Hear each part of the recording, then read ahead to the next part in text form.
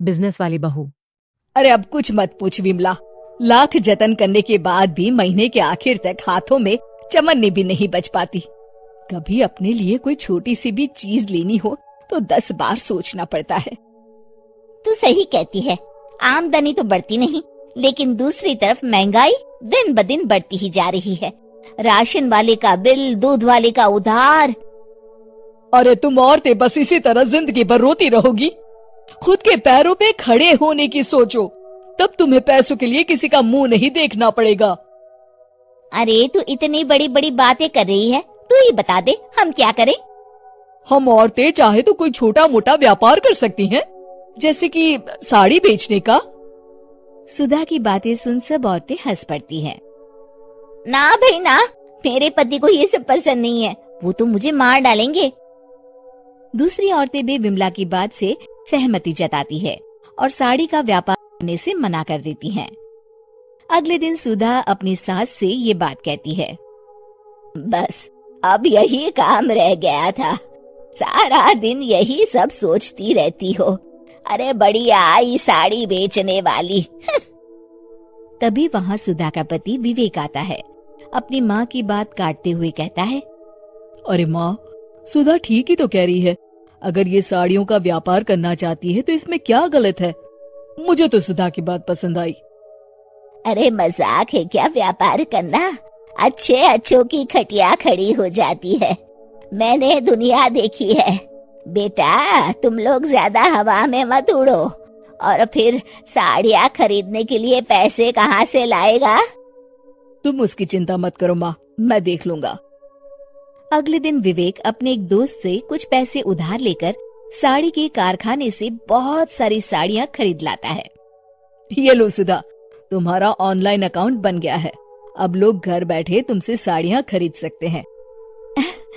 ये तो बहुत अच्छी बात है। हाँ, और इतना ही नहीं, मैंने इसमें सभी नई डिजाइन की साड़ियों की फोटो भी अपलोड कर दी है। अब बस तुम देखती जाओ। कुछ दिनों के बाद, नमस्ते, मुझे सुधा जी से मिलना है।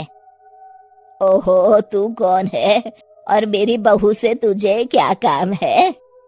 माँ जी, मैं सुधा जी से साड़ियाँ खरीदने आया हूँ।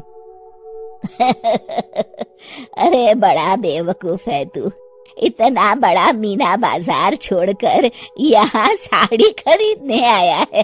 तेरा ऊपर का कोई पेच ढीला है क्या? अरे माँ जी, आप नहीं जानती, आजकल ऑनलाइन का जमाना है, समय और पैसे दोनों की बचत होती है। तभी वहाँ सुधा आ जाती है। सुधा बिरजू को साड़ियाँ दिखाती है। क्या बात है सुधा बहन जी, आपके पास तो बहुत ही सुंदर सुंदर साड़ियाँ हैं। एक काम करिए, ये वाली दे दीजिए और ये वाली भी। छोड़िए, एक काम करिए, ये सभी ही दे दीजिए। सुधा की सास हैरान रह जाती है। अरे इतनी साड़ी का तू करेगा क्या? अरे माँ जी, मेरी बीवी पहनेगी। अरे कितनी बीवियां है तेरी? माँ जी आप भी ना, बीवी तो एक ही है। पहले तो मैं 2-4 साड़ियाँ लेने आया था, लेकिन अब पूरी 20 साड़ियाँ ले जा रहा हूँ। ये लीजिए सुधा बहन जी, आपके पैसे, चलता हूँ। धीरे धीरे सुधा के द्वारा घर में खोली गई छोटी सी दुकान चल पड़ती है और देखते ही देखते सुधा के घर ग्राहकों की लाइन लग जाती है। पैसों की आमदनी देख सुधा की सास की आंखें फटी की फटी रह जाती है।